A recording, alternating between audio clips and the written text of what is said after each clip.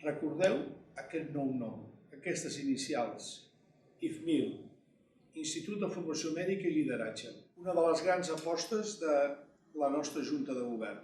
Una aposta feta des de la il·lusió, des del compromís, des del rigor, per dotar a la professió d'un instrument de formació que doni resposta als grans reptes que la nostra societat té plantejat i també el nostre sistema sanitari. Necessitem, per tant, lideratges i lideratges forts, lideratges basats en habilitats de gestió, de comunicació, lideratges basats en una ètica, basats en un aprenentatge i una capacitat de generar il·lusió i compromís, i això ho hem de fer-ho a través de metodologies modernes, pràctiques, molt pràctiques, i sempre fent-ho, en tot cas, en benefici de la societat i dels pacients als que sentim compromesos i servim.